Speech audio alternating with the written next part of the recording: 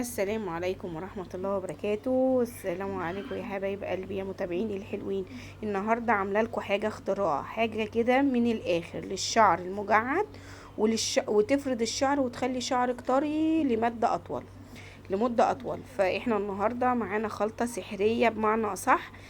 طبعا انتوا عارفين انا بنزل اكل، فانا النهارده بصراحه من ساعه ما جربت الوصفه دي وجابت نتيجه مع شعري وشعر اولادي، وانا بصراحه قلت اجربها معاكم. انا معايا هنا روزميري، معايا 3 معالق من الروزميري، ومعايا هنا برضو 3 معالق او فنجال، اللي هو فنجال القهوه اللي احنا بنشرب فيه قهوه، بيبقى 3 معالق. مش بصي بعد كده مش هتشتريه ولا من السوبر ماركت ولا اي حاجة. هتفضلي تعملي الوصفة دي على طول، وكل مرة هتعمليها بإذن الله. هتجيبي طبعا طبق حلو كده زي ما انت شايفة، انا جايبة 2 بولة. بليت الاول فيها الروزميري وسبته لما برد، وبعدين بليت فيها بذر الكتان بذر الكتان. وزي ما انتم شايفين ان هنا النهارده البطل بتاعنا اللي احنا بنستخدمه اللي هي المية السخنة، هي دي اللي هنعمل فيها كل حاجة، هي اللي المكون الأساسي اللي معانا النهاردة يا حبايب قلبي. الأول بقى صلوا على النبي، اللهم صل وسلم وبارك على نبينا محمد وعلى آله وأصحابه أجمعين.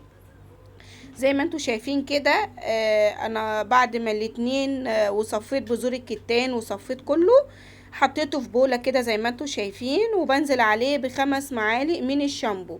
طب في شامبو معين؟ لا، أي نوع شامبو عندك، اي نوع شامبو انت بتستخدميه استخدميه.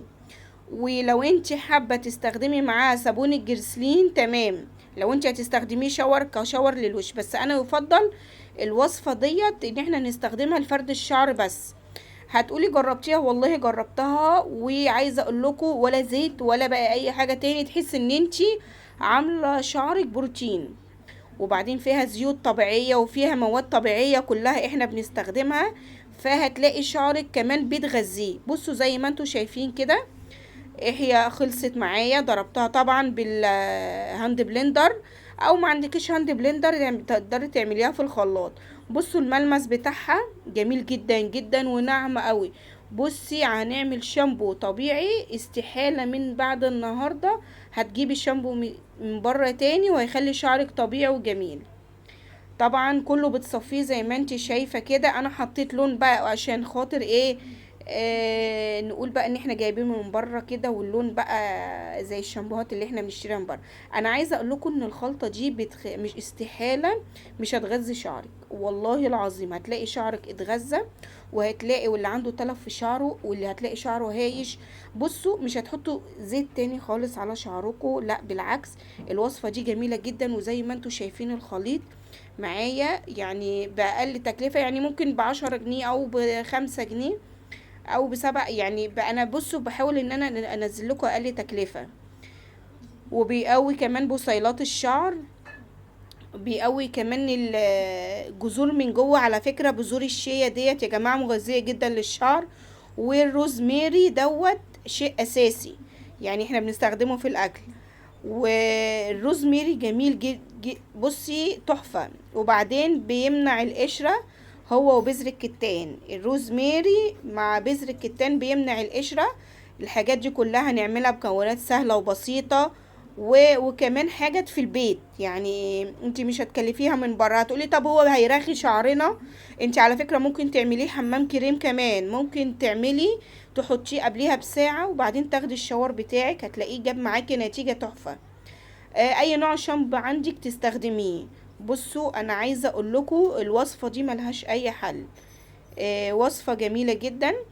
بس كمان في نقطة اساسية يا حبايب قلبي لازم ناخد بالنا منها، لازم تحطيه في التلاجة. طب ليه؟ علشان خاطر انتي عاملاه من مواد طبيعية، وتحتفظي بالمواد اللي فيه. بصوا شايفين اللون الوردي دوت تحفة تحفة تحفة. يا رب بس الوصفة تكون عجبتكم، واكون قدرت اوصل لكم حاجة مفيدة وتفيدكم. والله بصوا الرغوة بتاعته عاملة ازاي، احلى من الشامبو اللي بره 1000 مرة. هيغذي شعر راسك، هيغذي بصيلة الشعر بتاعت راسك. بذر الكتان بيفرد الشعر جدا جدا جدا.